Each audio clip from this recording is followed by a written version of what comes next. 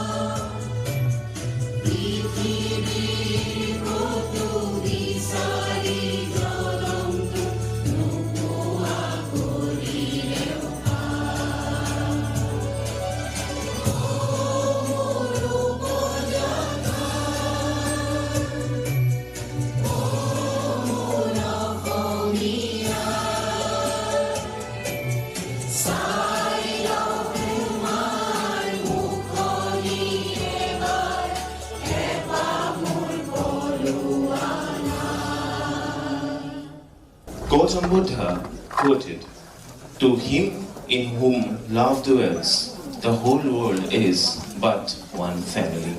Parallel to this quote by Gautam Buddha, the Honorable Prime Minister of India, Narendra Modi ji, stated, "I come from a land where the idea of the whole world being one family is rooted in our ethos, Vasudhaiva Kutumbakam." Between 1994 to 1997, when the world was a sufferer of a global economic crisis pertaining to many major events, starting from the devaluation of the Mexican peso against the US dollars to the infamous 1997 Asian financial crisis.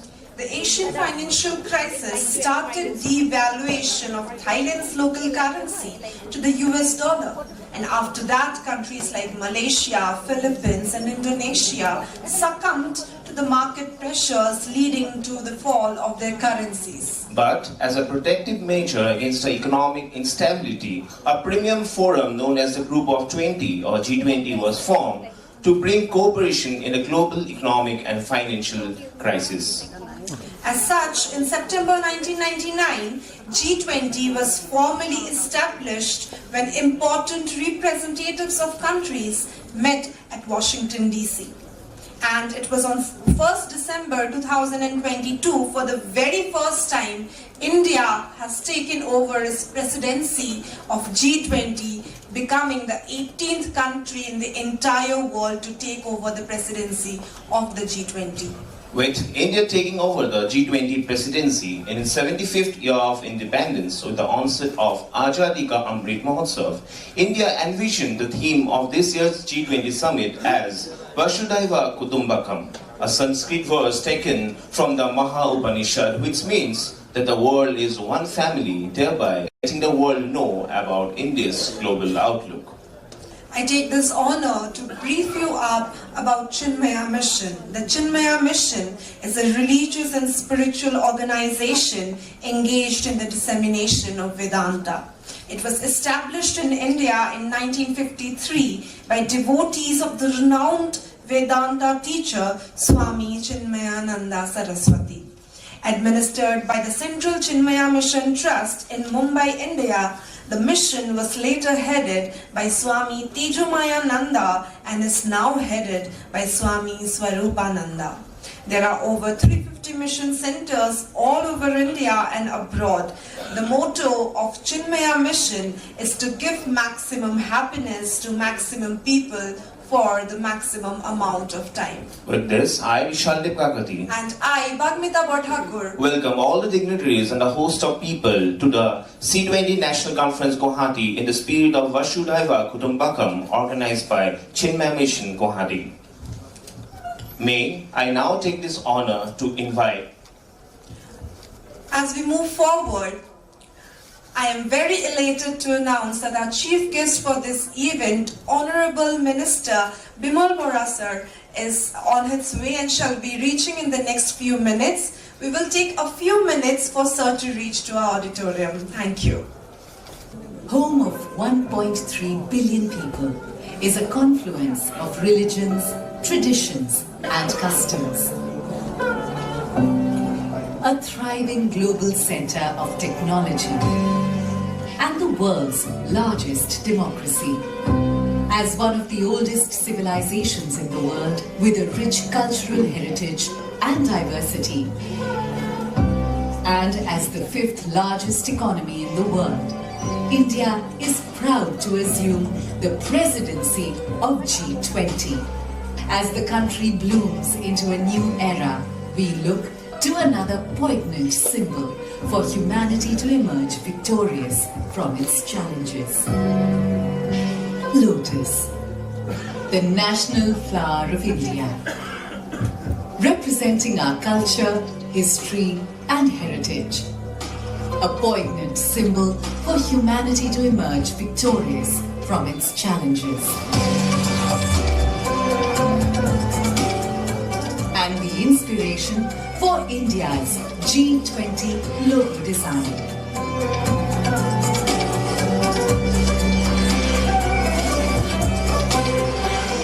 The design, rendered in saffron, white, green and blue, is drawn from the national flag of India.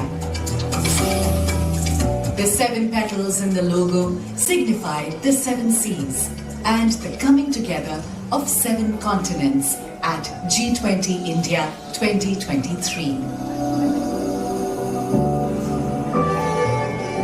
Sitting above the lotus is a representation of the earth, reflecting India's pro-planet approach to life and seeing the world as one family.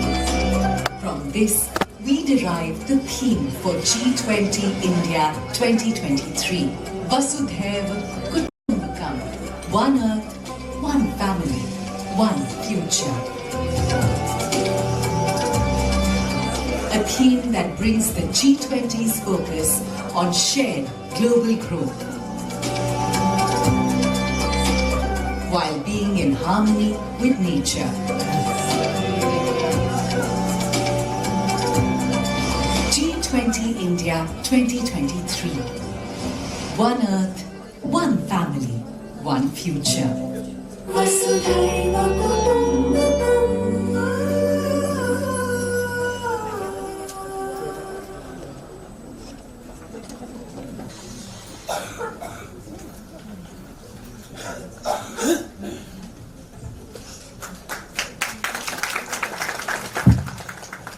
We are also honored to have with us Pujya Swami Mitrananda Ji, who is a visionary leader, inspiring tutor, and the man behind various philanthropic concepts like Kalam Sandesh Bahini, Chinmaya Academy for Civil Services, Chinmaya Academy of Management, as well as the trustee and outreach director of Chinmaya University on the dais. May I now request Rami Niranjan Desai ji, who is the consulting editor at Global Order, a foreign policy publication. Previously, as the director of Northeast Policy Institute, Guwahati, she conducted research on border issues, insurgency in the region. Presently, she is a distinguished fellow with India Foundation, New Delhi, with the focus on current affairs, Northeast region and the Indo-Pacific. Please welcome ma'am with a huge round of applause. We are also honored to have with us Sri Bhaskarjyoti Mohanta sir, who was the former DGP of Assam as well as an IPS officer of 1988 batch. Sir is currently working as a Chief Information Commissioner of Assam. As an astute administrator, he has worked in the capacities of SSP, DIG, IG, etc. across the length and breadth of the state in a crucial period of Assam's contemporary history of insurgency, ethnic upheavals and strategic policies. May I request all to kindly welcome sir onto the dais. May I now request Archbishop Emeritus Sir Thomas Minam Parampal, who is an educator, social worker and keeps keen interest in the areas of culture, ethnic diversity, peace, reconciliation, ethics, intercommunity and interreligious dialogues to kindly come up to the dais.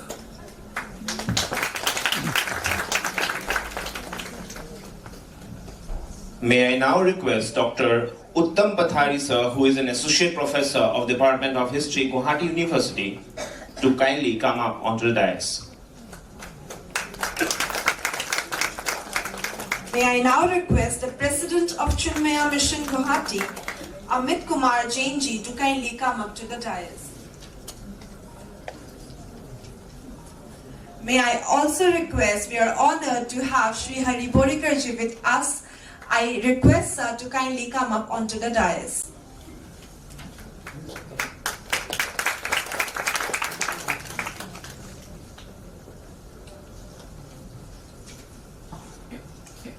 It is customary in this part of the world to start any auspicious occasion with the blessings of the Almighty. May I please request our dignitaries on the dais to kindly join us for the lighting of the lamp. Shubham karoti kalyanam arogyam dhana sampadaha shatru buddhi vinashaya deepajyotir namostute. Shubham karoti kalyanam arogyam dhana sampadaha shatru buddhi vinashaya Deepajyotir namostute. Shubham karoti kalyanam आरोग्यं धनसम्पदः शत्रुबुद्धिविनाशाय श्रीपज्योतिर्नमोऽस्तु ते शुभं करोति कल्याणम् आरोग्यं धनसम्पदः शत्रुबुद्धिविनाशाय दीपज्योतिर्नमोऽस्तु ते शुभं करोति कल्याणम् आरोग्यं धनसम्पदः. May I now request the President of Chinmaya Mission, Amit Kumar Jain ji, as well as Pujya Swami Mitrananda ji, to kindly felicitate the chief guest of today's event, the Honorable Minister of Industries and Commerce and Public Enterprises, as well as Culture Affairs of Government of Assam, Shri Bimal Borasa, jointly with a shawl of Vasudhaiva Kutumbakam and a photo frame.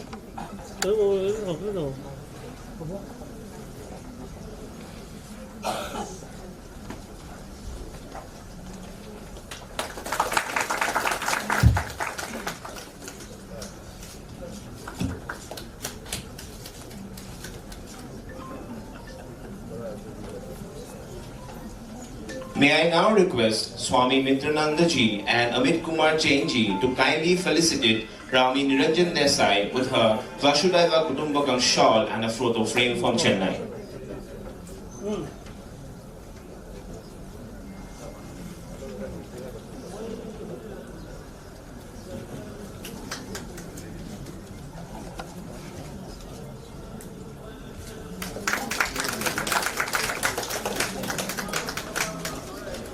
May I now request Swami Mitrananda ji and Amit Kumar Jain ji to jointly felicitate Bhaskar Jyoti Mahanta sir with the Vasudhaiva Kutumbakam shawl and a photo frame from Chennai.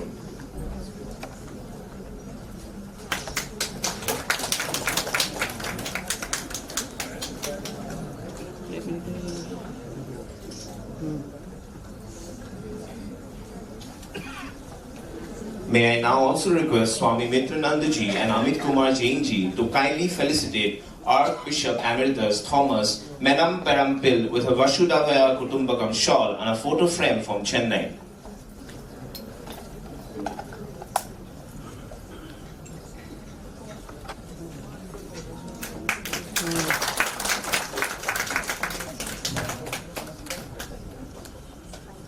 May I now request Swami Mitrananda ji and Amit Kumar Jain ji to felicitate Dr. Uttam Pathari sir with the Vasudhaiva Kutumbakam shawl and a photo frame from Chennai.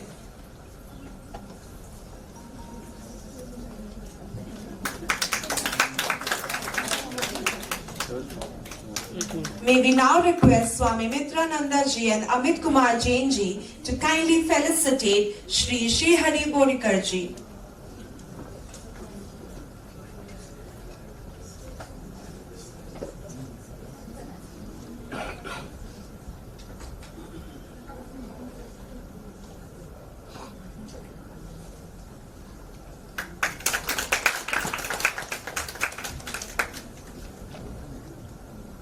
May I now request the President of Chinmaya Mission Guwahati, Amit Kumar Jain ji, to kindly deliver the welcome address. Hari Om. Good morning, Suprabhat.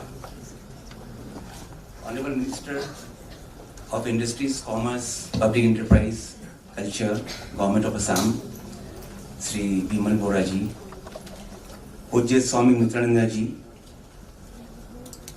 Rami Niranjan Desai ji, Sri Bhaskar Jyoti Mahanta ji, Archbishop Emeritus, Dr. Uttam Pathari, and Sri Hari Bodikar ji. Invited guests, senior officials, office bearers of civil organizations, members of Chinmaya Mission, teachers, students, members of press and media, and ladies and gentlemen.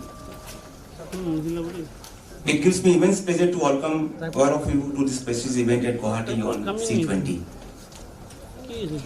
Chinmaya Mission has organized about 10 conferences all over India under theme Vasudhaiva Kutumbakam under C20, which is part of G20.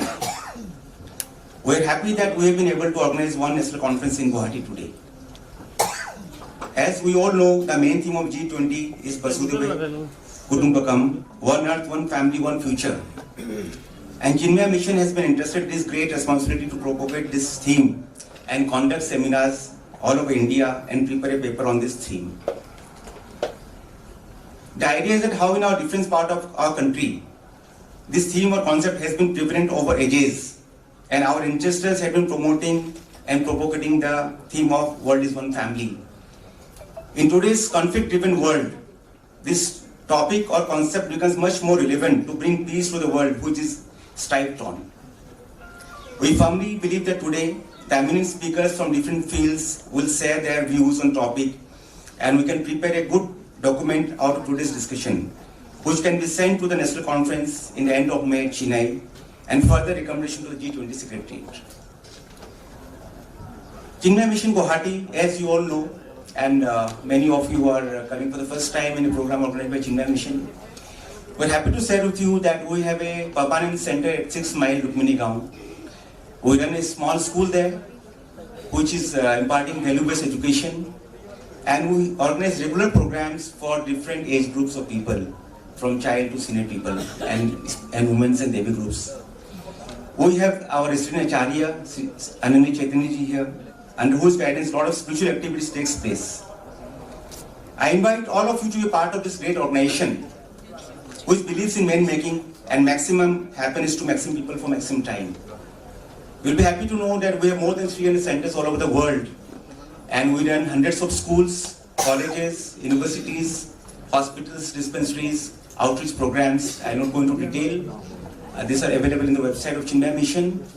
And we are very honored that Swami Mitrananji had been driving the expansion in Northeast for the last couple of years very aggressively. And we are going to soon have many schools in different parts of Northeast, including Guwahati. The Chinmaya School in Coimbatore, the Chinmaya International Residency School, is ranked among the top schools in the country, and it is imparting value-based education and attracting students even from abroad. I won't take much time as we have eminent speakers with us, and once again, all of you welcome. I welcome all of you to this conference today. Thank you. Hari Om.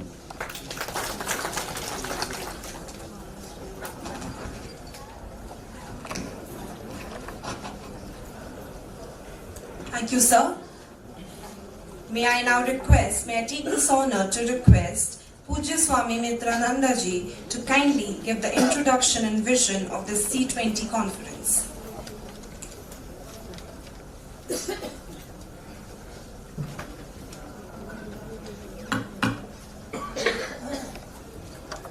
Checking. समस्त जन कल्याणे निरतं करुणामयं नमामि चिन्मयं देवं सद्गुरुं ब्रह्मविद्वरम्.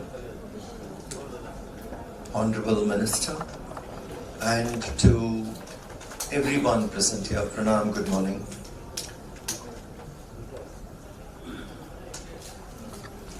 Chinmaya Mission is a knowledge-based organization. We are committed in preserving our wisdom.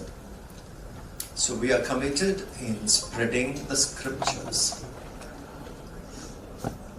This beautiful line, Vasudhaiva Kutumbakam, comes from the Upanishad. Upanishad is a dialogue between a student and a teacher. The conversation between student and teacher, which is recorded, which is compiled, are the Upanishads. A student approaches a teacher with love and respect, sits at the feet of the teacher, puts up his questions because the student had a quest, and to that the teacher answers. That discussion are Upanishads. So this line,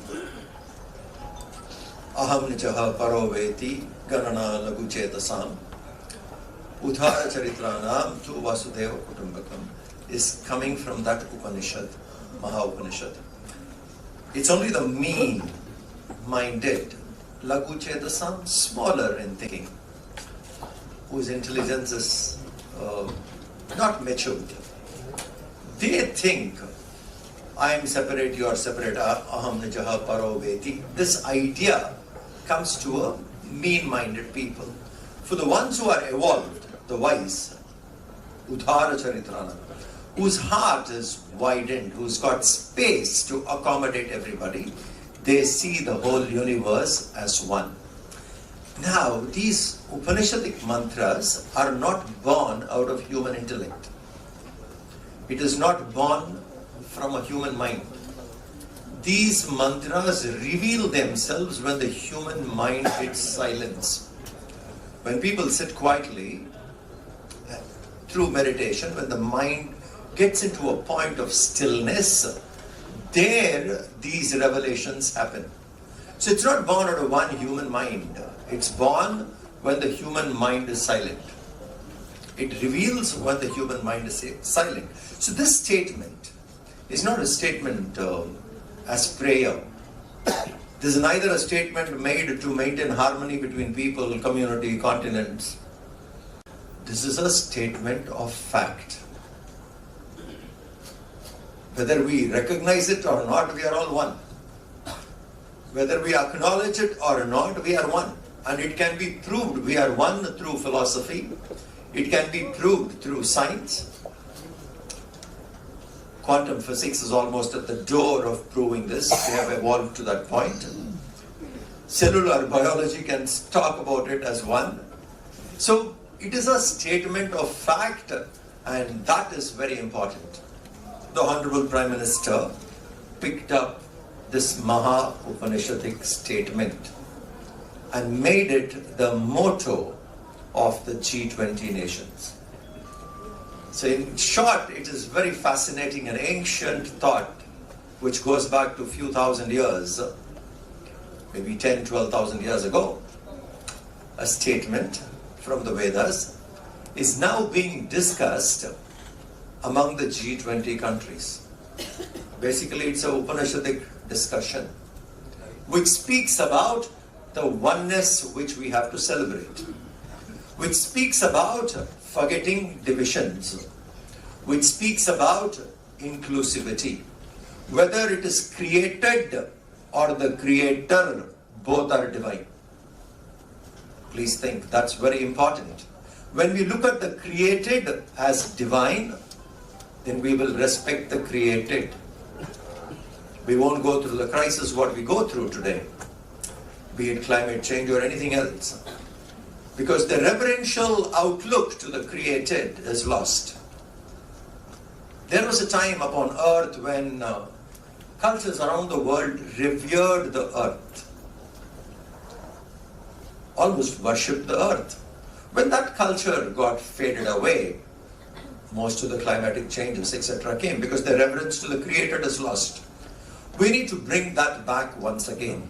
So it's a responsibility of powerful nations in the world who are economically doing well, the G20 countries, to have a dialogue, to have a discussion, and bring back the reverence to the created and the creator together. Whether it is an ant or the creator, we have to see them in the same vision. So from minute to the micro to the macro is one. If that comes and if that becomes part of our understanding, dialogue, and it becomes part of our human consciousness, progress together would be easy. That's why when an Upanishadic statement was taken as the motto, the Prime Minister and the team felt Chinmaya Mission being a knowledge-based organization, they would do justice to this particular motto. And therefore we are doing this conferences across the country. We've already done 10 and few more to go today in Guwahati, tomorrow in Sikkim, day after tomorrow in Prayagraj, then 27 to 29 in Chennai. After that we would be working based on all the discussions what we have. We started compiling them. We will be working and compile them and give them as recommendations to the central team in Delhi. The central team, based on the recommendations, will create a policy draft. That policy draft which is created would be part of the discussion of G20. So it's an opportunity to involve the civilians in creating a draft on a policy of Vasudhaiva Kutumbakam, which could be discussed with world leaders. How do we implement this? In the field of ecology, how do we see this oneness? In the field of education, at what age, at which class we should begin guiding people into the spirit of oneness, that the whole universe is one family. So this is how the conferences are conducted. Wonderful people were involved so far, and some of the ideas which has come out are brilliant, because different minds in different corners of the country are discussing the same thing. So it's a great compilation, which we have started doing it, and soon we will make this draft. So this is the vision in having this program. So I thank everybody who has come here to be part as speakers, as audience. Both are important. Your views are also being recorded. The discussions are also being compiled. So it is a good opportunity for both of us to work together and come up with an implementation plan, actionable plan, how this can be brought in. That's the vision behind this program. I thank the organizers and everybody involved in taking up this initiative in Guwahati. Thank you very much.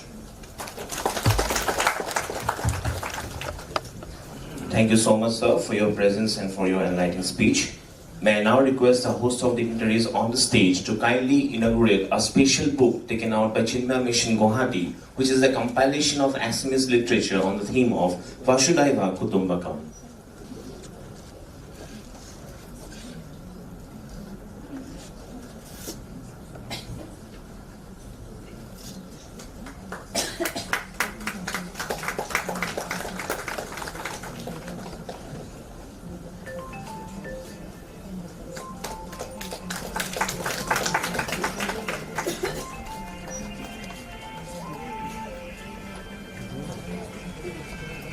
Thank you so much.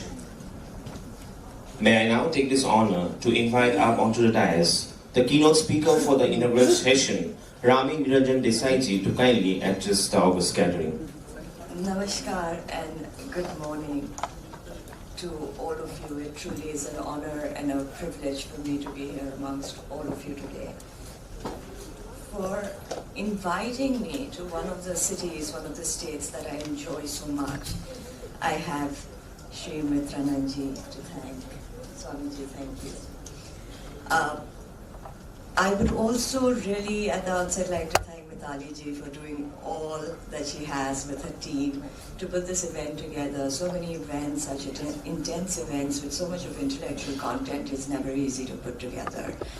I would also take this opportunity to thank my very young host, Puneet, who received me at the airport and entertained me and gave me some great insights all the way in the long journey that we reached Delhi. But I would also like to be very grateful and thank my highly esteemed co-panelists for giving me the honor of having to share the stage with them. Last but not least, but as I always do, I would like to thank my elders who throughout my life have given me the motivation, have given me the encouragement to follow my values of my traditions through its entirety, without any apprehension, without any fear. But finally, without the grace of Ma Kamakhya, without her blessings, it would be impossible for me to be here today speaking on such a crucial topic and such a important occasion where I'm speaking about the role of Dharma in global peace. Now let me clarify at the outset that I am maybe a student of theology and anthropology, like it says here, But I certainly don't have the authority to comment on scriptures. I don't have the authority to debate on the philosophy of dharma. That I will leave to the great luminaries that share the dais with me today. On the contrary, I would like to discuss, or at least share my opinions with, about how a layman, through his understanding of Swadharma, of personal responsibility, can optimize the impact on global peace and strategic security. You know, I am going to speak about this with a reference to the Northeast, because today all of us have taken the time out, the audience as well as all the speakers, to be here and to be a part of these deliberations. And at the end of the day, we are at the heart of the Northeast in your wonderful state of Assam. So it only makes sense to use my reference of the Northeast. You see, I've had a very close connection to the Northeast region, to the city of Guwahati for most of my adult life. I have had this connection because I have lived here, I've traveled here, and I have to say that it was one of the greatest experiences of my life because of what was there to offer to me in terms of the knowledge that I learned, in terms of the people that I met. And it is truly here that I understood the principles of Vasudhaiva Kutumbakam. You know, once a great man said, a very wise man, that the greatest of changes, the greatest of churn, the greatest of exchange of historical ideas happens on the borders. The clash of civilization, the mergers of civilizations, and finally the rise of civilizations into something that is completely hybrid and higher than what we have seen before happens on the borders. And ladies and gentlemen, I really do believe that there isn't a greater example of this churn, of this higher civilization, than the northeastern frontier of our country. You see, I started traveling to the Northeast when I was fairly young. I first came here as a researcher, and I came here for a couple of weeks. I ended up staying for 2 years. There was so much to learn. There was so much to study. I went from corner to corner. I met local populations. I tried to understand the tribal dynamics. I went through archives. I met wonderful people who shared their knowledge with me. And one of the things that I realized is that a lot of the divisions that we have to contend with today and we have to suffer through today were very recent divisions. Whether it was the divisions of tribal, non-tribal, Mongoloid, non-Mongoloid, from the south of India, from the north of India. This wasn't a part of our civilizational consciousness. This was something that had been brought in the very recent past. For instance, the word tribal, the word animism, the idea of animism didn't exist in our collective consciousness. The idea of tribal animism was brought in very strategically in the first 2 censuses of the country. The idea of race that has divided us in multiple ways, the Mongoloid race, the Indo-Aryan race, the Dravidian race. This race was then applied to caste, and that was included in our census in 1901. All of this work was done by none other than now the infamous Indian civil service officer, as well as the lead ethnographer of the British, Sir Herbert Hooke Risley. A lot of you may have heard his name, a lot of you may have read as well. But the damage that was caused clearly created some amount of disconnect with our civilizational continuity. It created a distance between this region psychologically. There was always a distance that we felt geographically. But of course, we can't just blame the colonial advent for it, because we have to take some personal responsibility, which comes from the fact that there was huge amount of political ignorance post the colonial advent. Also, I'll take it one step further and I'll say, what about our personal responsibility? We had a lackadaisical attitude to change things. Not everybody, but a lot of us. We somehow forgot our deep connections, we forgot our historical connections, we forgot our civilizational community. We overlooked the mentions of the great kingdom of Pragjyotishpur in the Ramayana, in the Mahabharata, in the Puranas, in our ancient literatures. We forgot the mention of Pragjyotishpur in Kalidas mentioning it being an extension of King Raghu's empire. We forgot the mention of Pragjyotishpur in the fact that King Baghdad was one of the major players in the Mahabharata siding with the Kauravas.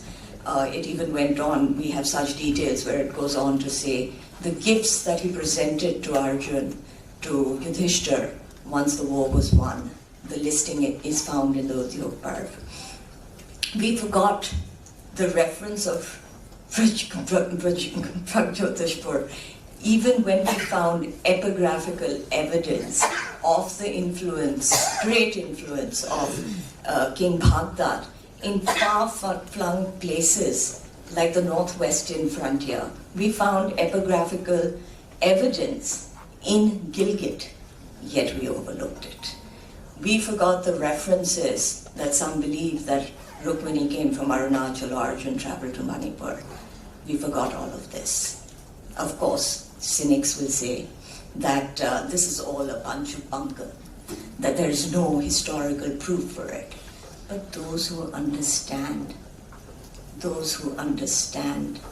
Vasudhaiva Kutumbakam will realize that these historical facts are perhaps the strongest building blocks towards our civilizational continuity and our idea of oneness, which is embedded in the principles of Vasudhaiva Kutumbakam. Therefore, let me say this. For as many times when I was in this region and I was encountered with the question, are you from India? For that many times people stood up for me and taught me the historical commonalities. They gave me their knowledge. They took me in. And this was due to one key characteristic that I found. This was due to the idea of Swadharma. Swadharma in this context means personal responsibility, your personal duty. They found it their personal duty that when somebody who's not from this region, alien to this region, came here, it was very important for them to understand the idea of a historical oneness. Before I clarify and go on further, let me also explain to you that how I see Dharma and Swadharma. Like I said, I am no authority on it. I can only talk to you about it in terms of my own understanding. Dharma for me is the larger, the greater responsibility, the responsibility that we have towards our social order, the responsibility that we have towards our religion, the responsibility that we have towards the universal natural laws that are rooted in our shastras, that are rooted in our folktales, that are rooted in our civilization. That to me is dharma. To me, Swadharma is our personal responsibility. It is our personal consciousness. And I think the power of Swadharma, the power of our personal responsibility is propelled by our consciousness. And that level of personal accountability, though it might seem that it is at a macro level, I truly believe can have a great impact on a macro level. Now, I may have been very culturally, racially, socially different from the populations that I encountered here. But it was the people that were rooted in their Swadharma, who were rooted in the principles of what they believed, that held my hand to teach me what there was to be taught, to teach me about our historicity, our commonality, to share the knowledge with me. And this, was a very, very important part because, people sharing knowledge usually doesn't happen very easily, but they felt it was their personal duty to do so. And, the cultural aspects of the Northeast, the, religious aspects, intertribal affiliations, ethnicities, these are not easy things to learn. These are not easy things to understand. So the only thing that was demanded from me, that I promise commitment. And I promise commitment to my research of the Northeast to give it due respect. Because of the complexities of this region, it is not that it's not that easy to decipher it. If you just come in and go out, you need to spend time. And I kept that promise. That, my friends, was my Swadharma. And it is these small duties, it is these small responsibilities that are performed, and I saw this, that are performed by not just, people who have a generosity of heart, but was performed by people who could hardly afford it. And that became the cornerstone of my understanding of the importance of Swadharma in creating the idea of oneness leading to the principles and the establishment of Vasudhaiva Kutumbakam. I felt at home here like I felt at home anywhere else in the country, and that says a lot. The years that I'm talking about are not the recent years. The years I'm talking about are 15 years ago. Everybody here knows, it was a difficult terrain. We would possibly not be able to have the kind of congregation that we have today openly. But it was through Swadharma, the importance of that people felt here, that things began to change. And things began to change very swiftly. In the last few years, I have seen the Northeast take center stage once again. I have seen people believe in the fact that we have to come to agreements, that the peace is the only way forward to give the future generations the opportunity that they deserve, to bring this state and the region back to the glory that it always enjoyed and to the glory that she deserves. Today, I see a lot of these differences dissolving. Insurgency has receded. We see people, young youth, which I remember once upon a time only wanted to leave. I see them coming back. I see age-old boundary issues being dissolved. I see the Northeast take center stage in India's foreign policy. I see the Northeast become a focal point of our mainstream consciousness. This has happened because we willed it to happen. Because each and every one of us who were dedicated to our national identity insisted that this was their Swadharma. It takes every individual to come together to create a change. Today, I would also like to say that apart from the Northeast being a very central focal point of our foreign policy, the Act East policy being a central point of our mainstream consciousness, the Northeast has given us the foundational core by which we have been able to exchange our soft power with the rest of the world. You are the gateway to the rest of the world. And from eternity, the exchange of ideas, the exchange of religious beliefs, arts, crafts, trade, commerce, which I'm sure, the other eminent speakers today are going to focus on, greatly. I think this is the foundation that you have given us, and this is the foundation that we will move forward with.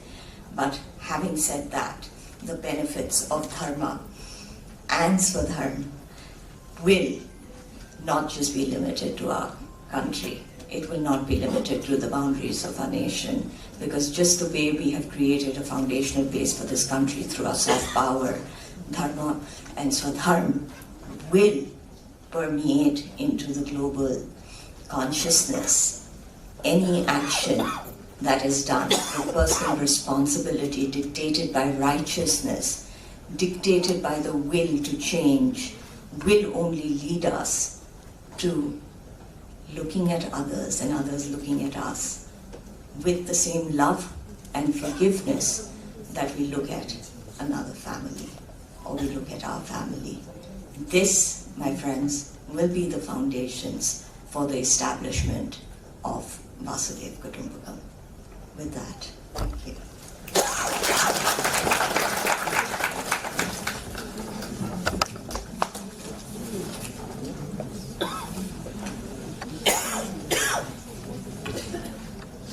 Thank you, ma'am, for the wonderful words. May I please request Archbishop Emeritus to kindly address the August gathering.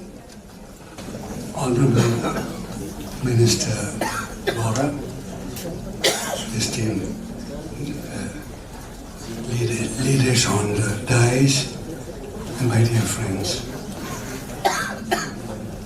Assuming the leadership of G20, Modi ji announced that India's contribution would be inclusive, ambitious, and decisive, with an eagerness to make of G20 a catalyst for global change, holding out a message of peace and security in this era of geopolitical tensions and anxieties of all kinds.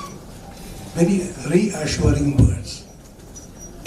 India's contribution will certainly include protection of the environment, both ecological and social, a determined effort towards peace and reconciliation, and a deep commitment to making technological innovation in the digital world and commercial expansion serve the common good.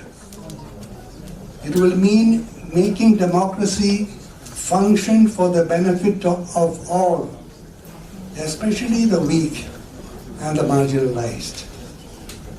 What may be described as powerful instruments towards these goals would be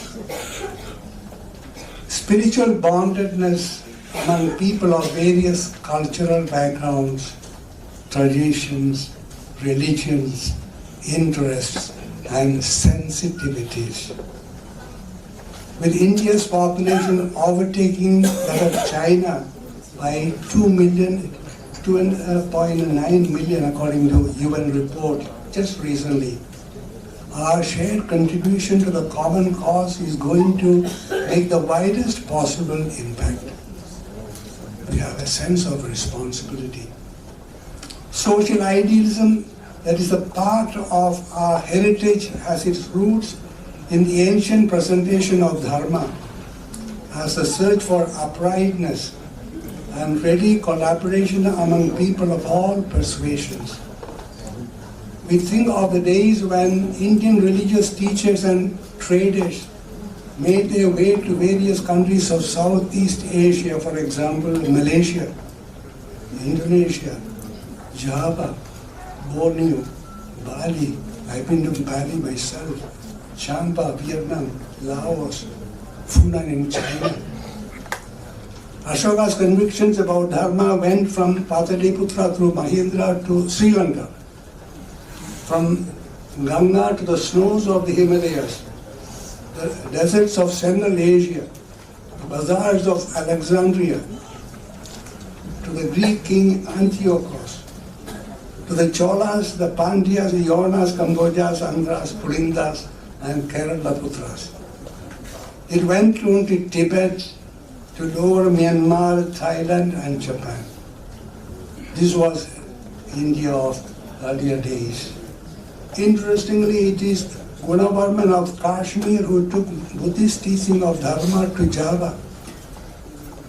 I myself had the joy of visiting Angkor Wat in Cambodia, Bali Island, Borobudur in Indonesia, Potala Palace in Lhasa, and Huan Sang's monastery in Xi'an in China, admiring the religious zeal and intellectual ascendancy of the Indians of the past. There is no reason to doubt that the same earnestness about Dharma, which stands for brotherliness and happy relationship in society, reigns in the hearts of Indians, despite our weaknesses and our failures. Fraternity is a concept sanctified in our constitutions, along with justice, equality and liberty. Our former President Hamid Ansari says, the preamble to our constitution has a spiritual, a moral content. Its concept of fraternity should come alive in our times. We can feel the eagerness of the founding fathers to ensure for Indian society an atmosphere enriched by the concept of Vasudhaiva Kutumbakam.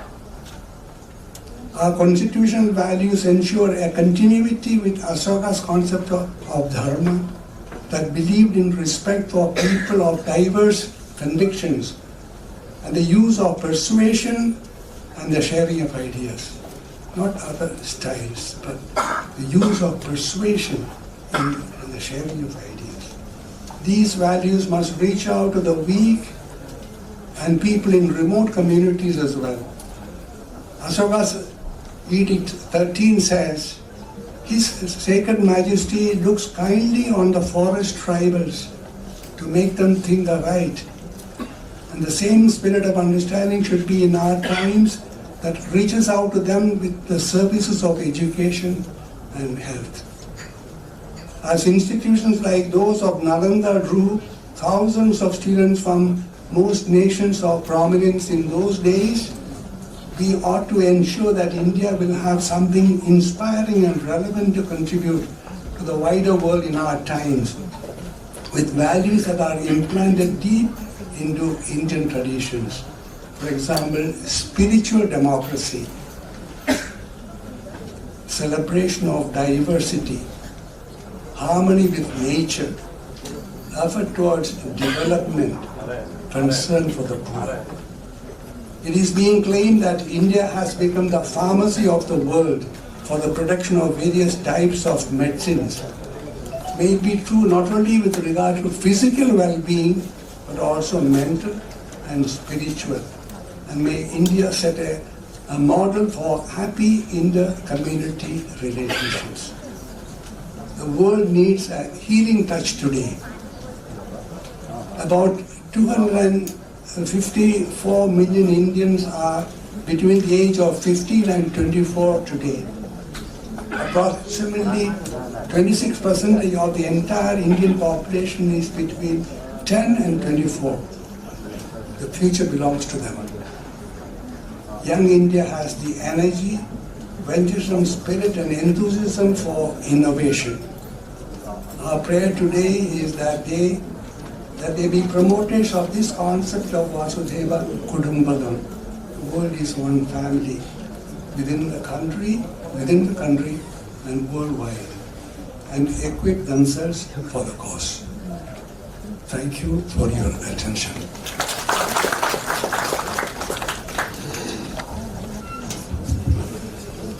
Thank you so much, sir, for your valuable presence and words of spirituality. May I now request the former DGP of Assam, Dr. Vasudhaiva Kutumbakam sir, to kindly address the August gathering.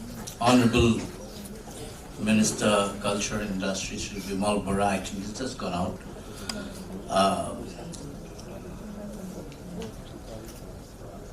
Swami Mitranandaji, respected panelists here, the members of Chinmaya Mission, ladies and gentlemen. Well, I'm not too sure if I'm here in the capacity of a former DGP, or for that matter, whatever is written there against my name as State Information Commissioner. But then what Ms. Joshi talked about in terms of the situation out here about 15 years back, when perhaps this kind of a gathering couldn't have been kind of organized, and now here we are, and in the process perhaps the police issues come in, like, you know, so I'm not quite out of place when I talk as also a former DGP, because I've been the eye of the needle in terms of, you know, the anti-terror activities for a pretty long time in Assam, and I take this opportunity to salute all the bravers who have laid down their lives on the altar of the duties. He talks about the sadharm of our people, or you know, be it in the government, be it in the civil society, or the way the entire society has played its role, performed, made himself or herself accountable to the larger response mechanism to a challenge that has kind of engulfed the nation in general, and Assam and Northeast in particular. And I salute to all the bravers who have given their lives away, who have sacrificed themselves for the betterment of mankind in general. Anyway, coming to this subject matter of dharma playing a major role in bringing about universal peace, much discussion on the definition, implication, scope, meaning of dharma has been going on from time immemorial. Frankly speaking, rather than perhaps getting a little confused after going through all the debates and analysis on how dharma is to be equated with religion or ritualistic practices, doing good for others, discharging a responsibility, etc., etc., I would rather try and find the meaning of dharma in the ecosystem that I have been brought up. I belong to a satra. It's called Kumarpur Khatpar Khatra in Assamese. It's in Sibsagar district. And have been exposed to the way of life of a usual khatra, where the temporal life revolves around the sacred edifice called the Namghar. I'm sure you all know about the Satra, and it's a Vaishnavite monastery, where people in and around the Satra seek unity with the Supreme by following a way of life as ordained by the teachings of Srimanta Shankardev, the 15th century saint, philosopher, and a great socio-spiritual master, who is said to be the harbinger of Assamese Renaissance. He is in fact called the father of the Assamese race. The Panchan determined by Srimanta Shankardev seeks to attain understanding and realization of the Supreme by following 4 pillars, namely Guru, Dev, Nam, Bhakat. The liberal and humanist philosophy advocates bhakti, an act of total surrender of self to the Supreme, which is the embodiment of Lord Vishnu and his worldly incarnation in the form of Sri Krishna. The core of the philosophy propounded by Srimanta Shankardev is drawn from the holy book Srimad Bhagavat. Among the 4 pillars, we all know that first pillar itself was not added by Srimanta Shankardev. In fact, it was added later by his chief disciple called Srimanta Madhavdev, who had added that particular pillar called Guru.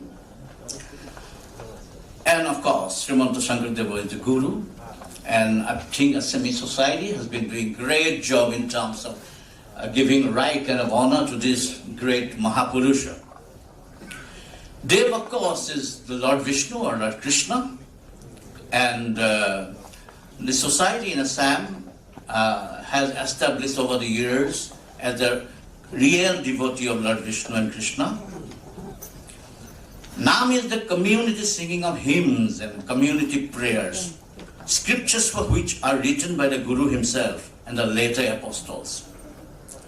The corpus of literature created during the Sangradeva movement is huge, and so is the ways and the grammar of the singing, chanting, reproducing, and enacting the same. Thanks to the pillar called Nam, you find that Assamese society is firing from all its cylinders in terms of being very adapt to the musical scenario, dance, and aesthetics of life in general. It's basically because way back in 15th century, the seeds for a music to be a medium to achieve the supreme was, planted in a manner as accordingly the society has evolved. All these have started in the lifetime of Srimanta Shankardev in 15th century, and there has been never a break in the tradition as the Satra institutions have been practicing these musical hymns and dance as a way of life for the last 600 years.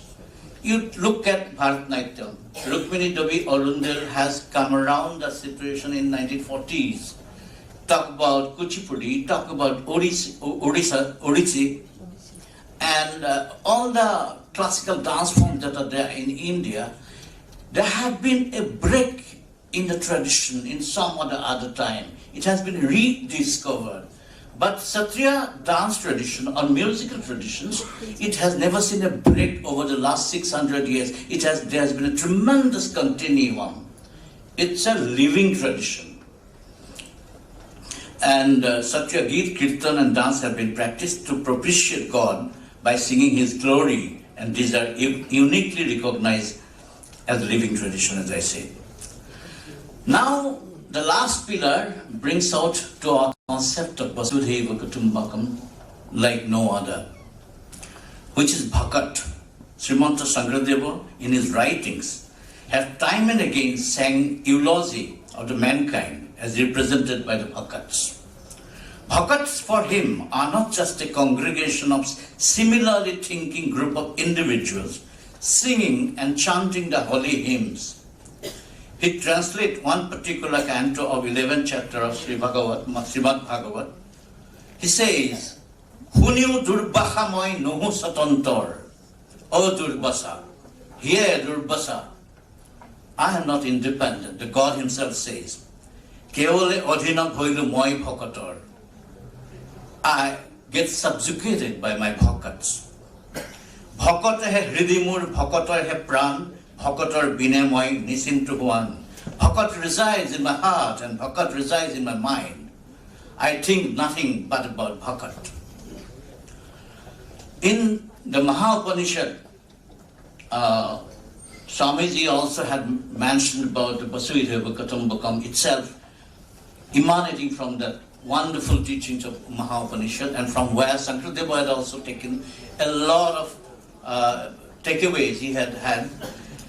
It's a tang stri, tang kumarasi, tang kumara uta kumari, tang jirno daktena bangshi, tang jatu bhavasi, bistat mukho. You are the woman, you are the man, you are the boy, you are the girl.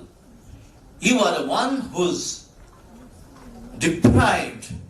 You are the one who's faced all the vagaries of life.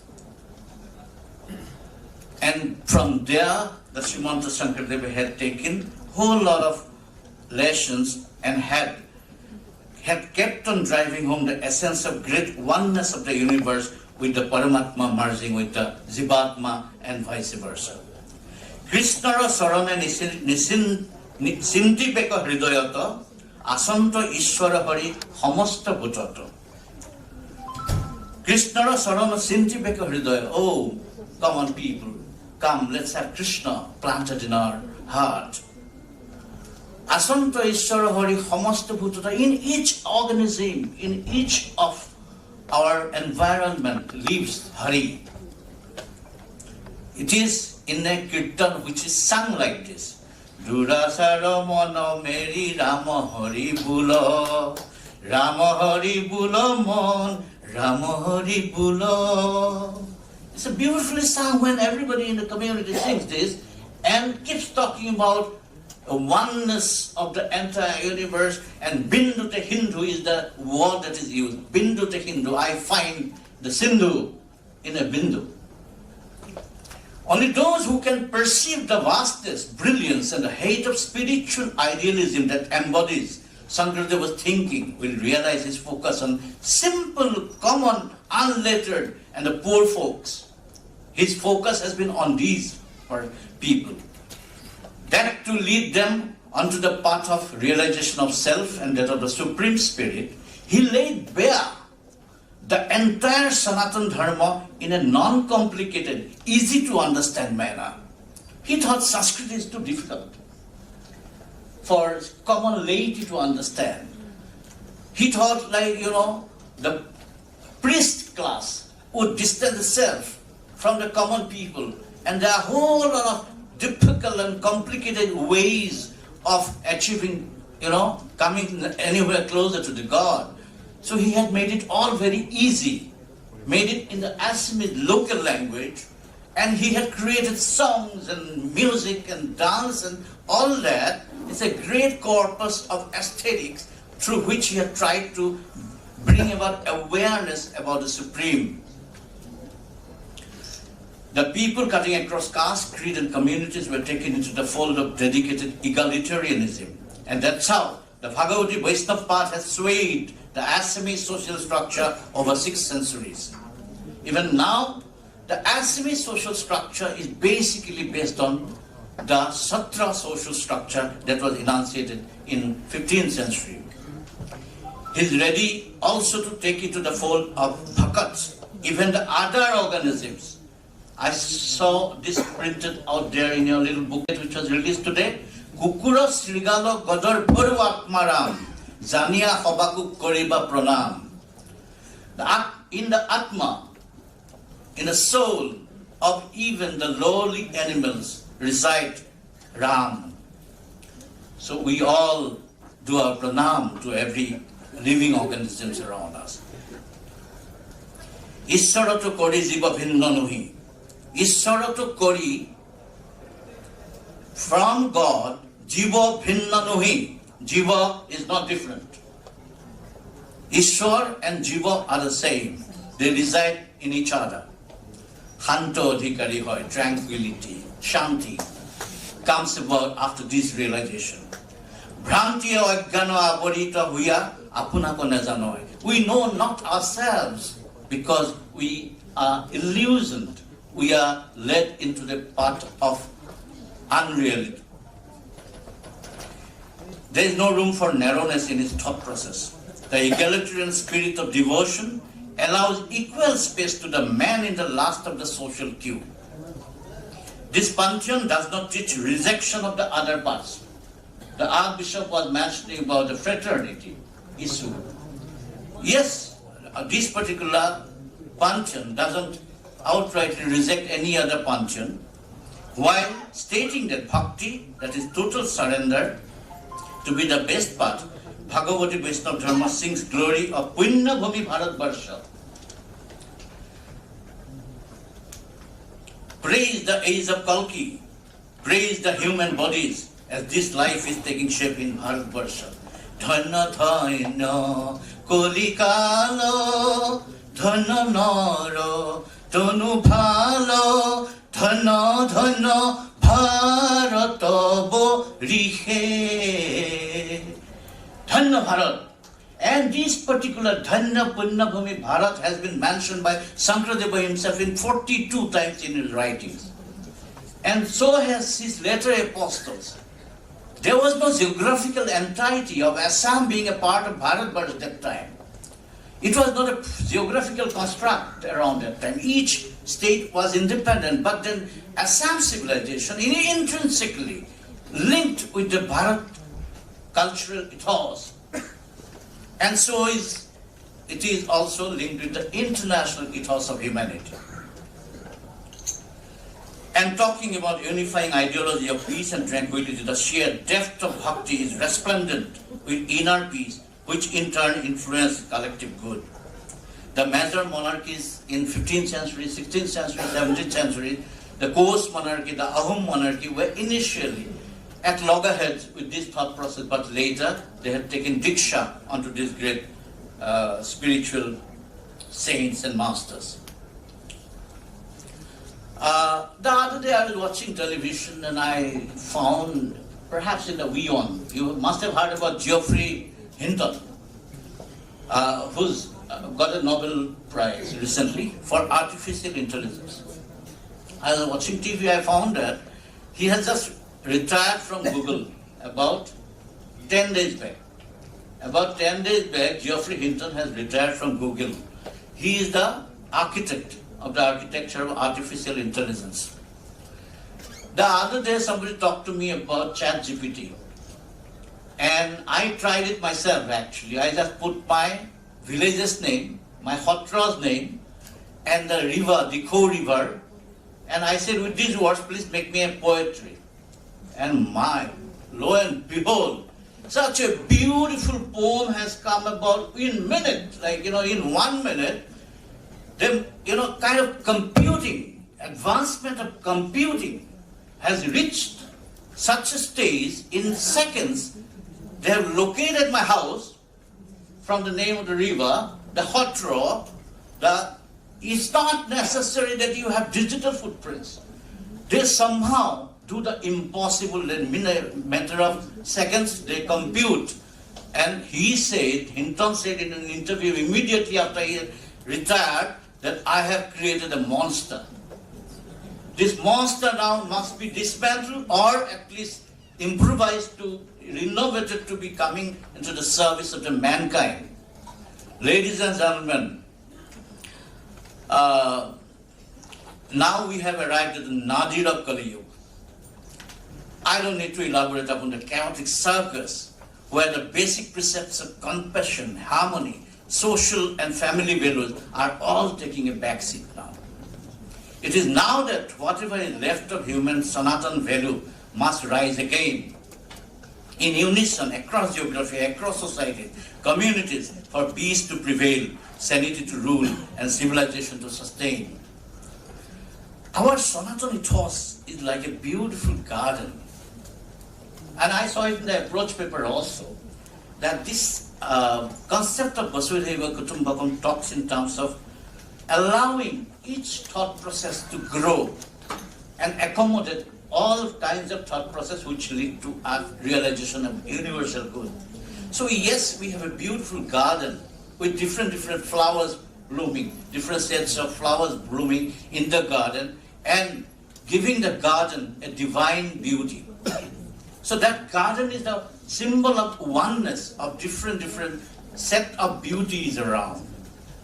So I urge upon this particular forum and the August gathering here and call upon the master gardener to allow all these flowers to bloom in its own glory, own beauty, and distribute the fragrance of its own and make the bigger garden. The master gardener must not give more credence to the flowers of his liking. All the flowers should be allowed to be blooming beautifully, distributing fragrance to all mankind. Yes, ladies and gentlemen, Vasudhaiva Kutumbakam is what is dharma for me, and that must happen in our minds and in our action. Thank you. Thank you so much, sir, for your wonderful speech, linking it with the greater context of dharma and the contributions and philosophy of Mahaprabhu Hankadev and Mahaprabhu Madhavdev. May I now request Dr. Uttam Pathari, sir, to kindly address the August gathering. Pujya Swami Mitrananda and distinguished panelists on the dais and everyone present here. I'm not an expert in religion, so when I got the invitation yesterday, I was a little hesitant to accept the invitation, but then I think I have done the right thing because it has been very enlightening session here today. I have learned a lot of things from the distinguished panelists here. Icing on the cake is that I see a lot of my teachers from college, and I'm really happy to see all of you. I was supposed to speak on traditional belief system, how it can contribute to the world peace. The traditional dharma practiced by the indigenous communities of quote-unquote tribal communities in this region. As I said, even though I'm not expert in religion, my interest in traditional knowledge actually brought me to this certain traditional society. So unlike other students of history who happen to be confined into libraries and archive, I tend to visit field very often. And I will just narrate a small story that I encountered. In fact, two stories that I encountered in one of these field trips. With that, I would like to connect the traditional belief system with this greater concept of Vasudhaiva Kutumbakam. In one of the villages in the Mahasau, I asked the villagers, how many families are there in the village? They came up with a very surprising answer, 29.5 families. I was really surprised, and I asked them, what is this half concept of half? They said that one family in the village, the earning member of the family is no more. And because the adult earning member of the family is not there, so whatever contributions that have to be collected in the village, we take only half of that particular family. And that would continue as long as the eldest son attains adulthood. Apart from that, the villagers take the responsibility of renovating the household of that particular house, even help in the Zoom field. So I think this is a very beautiful concept of a community where everyone takes care of everyone's well-being. Now, to take this idea of community or idea of family further, another story that I encountered, that Dimasa people, at particular time of the year, they do not eat fern, because they believe that in that period of year, leeches lay eggs in ferns. So eating ferns would adversely impact the population of leeches, which will adversely impact the population of other species who thrive on the population of species, for example, birds.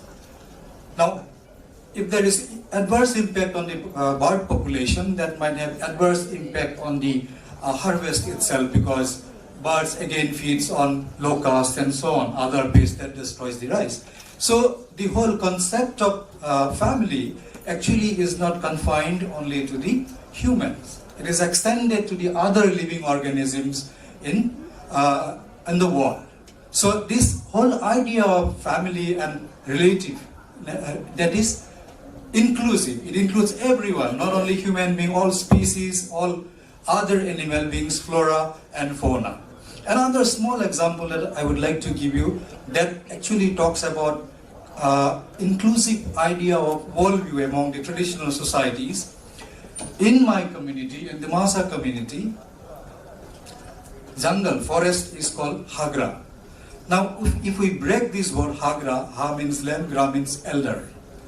So forest, in ideas of other culture, which is like wild space, populated by wild animals and malevolent spirits, it is actually for our people, it's elderly land, because we get everything out of forest. We make our settlement, we make our villages, we get agricultural land, everything comes from the forest. Like the elders in the community guides the people in the village. So this is a very, very inclusive concept of family or community in traditional societies. And I think these three examples can actually beautifully explain this whole concept of Vasudhaiva Kutumbakam. With this, I would like to go on, but I have been told by organizers that we are running out of time. But I'm sure that this traditional belief system is very, very inclusive in its ideas, but gradually this belief system is fast disappearing for various reasons. One is loss of habitats and so on and so forth, also because of coming of other religions, because the traditional religions, because of lack of resources, have not been thriving very well. And large section of these believers, they are educated now in Western education, and they look at all of these practices traditionally carried out by the communities as something unscientific, irrational, or what we call is superstitious. But this is basically because of lack of understanding of this whole idea of inclusivity, which is very, very absent in other, particularly in Western scientific, rational ideas. So with this, I would like to end here. Thank you.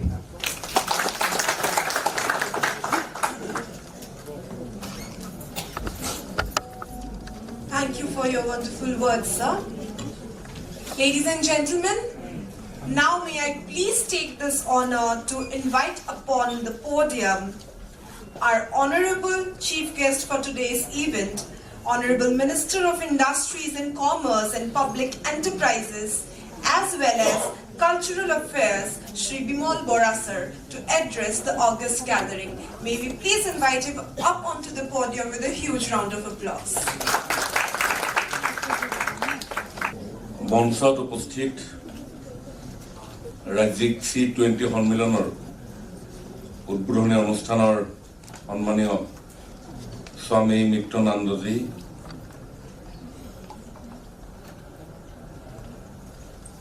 Archbishop Emeritus Thomas Dangoria, মঞ্চত উপবিষ্ট ৰামী নিৰঞ্জন দেশাইজী, অসমৰ chief information commissioner Bhaskarjyoti মহন্তজী, আদৰণীয় Hari বাৰিকৰজী,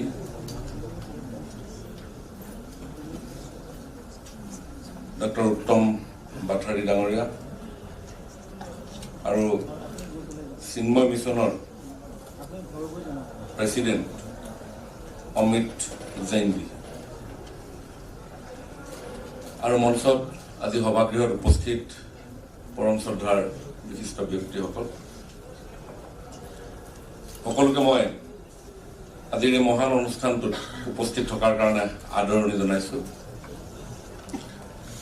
Vasudhaiva Kutumbakam is a Sanskrit phrase found in Hindu texts such as a Maha Upanishad, which means the words is one family.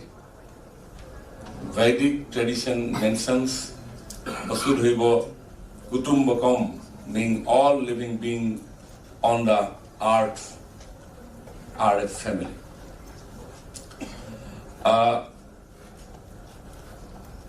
I am Nija Parovati. I am Nija Parovati Ganana Lagu Setanam Udar Saritranam tu Vasudhaiva Kutumbakam. The original verse appears in chapter of Maha Upanishad. It is considered the most important moral value in the Indian society. The verse of Maha Upanishad is enversed in the entrance hall of the Parliament of India also. Vasudhaiva Kutumbakam. এই যে শব্দ, ইয়াৰ জৰিয়তে পৃথিৱীৰ ভগৱান সৃষ্ট সকলো জীৱ জন্তু পোক পতংগ এই সকলোকে to sustain the healthy world আমি যাতে সকলোকে নিজৰ আত্মীয়তাৰে আমি सभी ने इस सारी जगत का सृष्टियों को आत्मीयता अनुभव से सभी को जोड़ रखे ताकि हमारे इस सुंदर पृथ्वी को हम लोग बसा सकता हूं। यही जो मूल मंत्र हजारों साल से पहले ये जो फेज स्टार्ट हुआ था उपनिषद में, ये वसुधैव कुटुंबकम, क्या अभी फिलहाल अभी का टाइम में in this time this is very important to the human society. As सारे हमारे मानव सभ्यता अभी क्लाइमेट जो चेंज, ग्लोबल जो वार्मिंग, इस सिलसिले में बहुत गंभीर से सोच रहा है। सारी दुनिया का हर leader in every sector, maybe political, maybe environmental, maybe other sector, all are very worried for about the coming next 200 years, how to sustain this globe. So, हमारे ये जो वसुधैव कुटुंबकम, इसका अंदर में जो सोच है, जो मीनिंग है, इसी ने ये सारी मानव सभ्यताओं को आने वाले दिन में बसा सकते हैं। हमारे देश के माननीय प्रधानमंत्री नरेंद्र मोदी जी 2014 में जब देश का प्रधानमंत्री का ये आसन में बैठे थे, सारे देशवासियों को उद्बुद्ध करने के लिए एक स्लोगन दिए थे, आह्वान किया था, स्वच्छ भारत मिशन। उसके बाद में माननीय प्रधानमंत्री जी ने एक दूसरा नारा सारी दुनिया के लिए भेजा गया था, फिट इंडिया मूवमेंट। नेक्स्ट, आज सारी दुनिया का सबसे महंगा जो चीज है वो बाजार में नहीं मिलता है, वो है मन का सुख, शांति। अगर इस चीज मार्केट में मिल सकते हैं तो डेवलप जो कंट्री है वो कंट्री ने बहुत ज्यादा रुपया देके खरीद लेता रहा, लेकिन इस चीज को भी मिलेगा नहीं कहां पे भी। लेकिन ये चीज जरूर मिल सकते हैं हमारे देश भारत में। इस भारत की जो सभ्यता है 5000 वर्ष का तो पुरानी सभ्यता, इस सभ्यता में ऐसे मानव जीवन के लिए एक बहुत खासियत है, ऐसा बहुत एलिमेंट है जिस एलिमेंट से मानव जातियों को जीने के लिए अनुभव दे सकते हैं, उपलब्धियां दे सकते हैं। आदमी जीने के लिए जो जो चीजें चाहिए विविधता से, तो यूनिटी हमारे देश में हम लोग मिल सकते हैं, इससे अलावा कोई देश में नहीं मिल सकते हैं। अकॉर्डिंगली असमी जो सोसाइटी है, अभी भास्कर ज्योति महंत जी ने बोला है, शंकर देव ने, गुरु माधव देव ने जो समाज यहाँ पे शुरुआत किया, एक शरण नाम धर्म, अपूर्व जो सृष्टि नामघर, उस नामघर ये सिर्फ भगवान आराधना का एक प्लेस नहीं है, एक अनानुष्ठानिक विश्वविद्यालय। इसमें हम लोग समाज में कैसे रह सकते हैं, एक समाज में रहने के लिए क्या चीजें जरूरी है, सीनियर को क्या रेस्पेक्ट होना चाहिए, जूनियर को कैसे लव होना चाहिए, एक सोसाइटी को कैसे हम लोग मान सकते हो, ये सारी चीज हमारी असमी जो सोसाइटी है, इस सोसाइटी में ये हमारे अपूर्व सृष्टि गुरुजना का नाम घर ने दे चुके हैं। इसीलिए अगर आप लोग माइन्यूटली अगर देखेंगे तो हमारी सोसाइटी में कितना किसका पास धन दौलत है, कितना किसका पास पैसा है, ये बड़ी बात नहीं है। लेकिन हमारी हर फैमिली में, every family of Assamese society,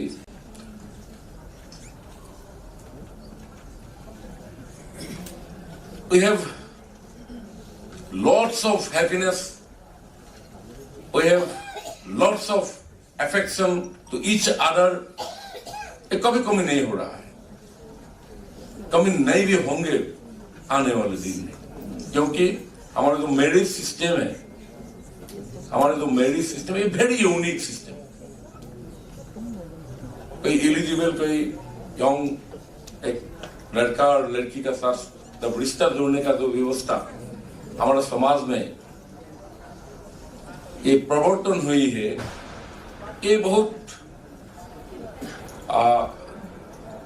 very dignified manner में होती है। बातें चलती है, मेरा एक लड़का है, मेरा एक लड़की है, जान पहचान वाले के साथ बात होती है, इन लोग को शादी होना चाहिए, बात आगे चलती है, किसी न किसी को बोलता है इसका घर में एक जवान लड़की है, इसका घर में एक लड़का है, उसका बाद सीनियर्स लोग एक साथ मिलते हैं, बातें आगे बढ़ते हैं, जब बातचीत ठीक होते हैं उसका बाद में तामुलपन दिया जाता है, सौराय में बात आगे बढ़ाता है, उसका बाद में बहुत ऐसा फॉर्मेलिटीज हम लोग मेंटेन करते हैं ताकि ये फॉर्मेलिटी कंप्लीट होने का बाद में जो एक विवाह होती है उसका बाद एक विवाह तोड़ने के लिए, ये विवाह छीनने के लिए कोई ऐसा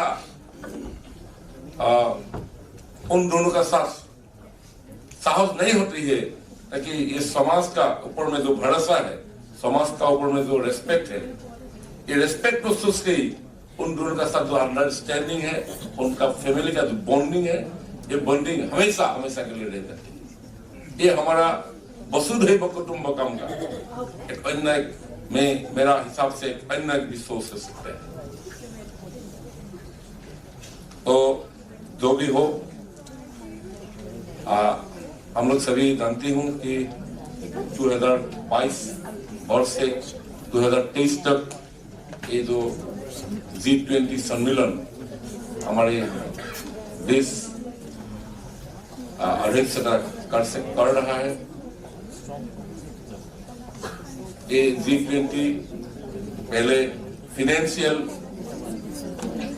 सिस्टम का ऊपर में चर्चा हुआ किया था, लेकिन बाद में सारे 20 कंट्रीज ने इंटरनेशनल जो economic system, climate change,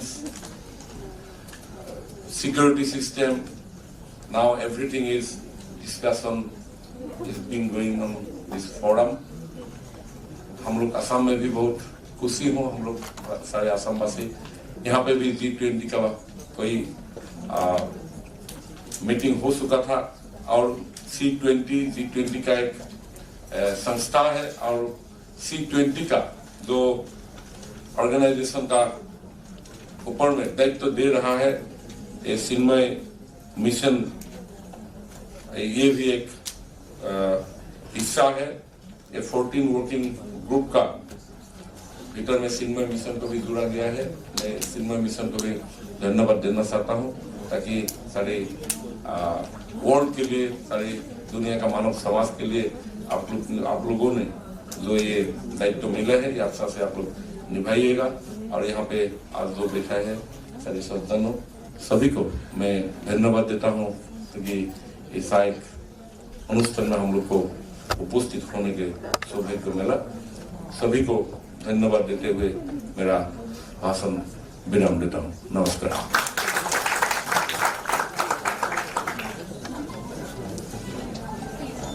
Thank you for your words of enlightenment, sir. With this, ladies and gentlemen, we come to the end of our inaugural session.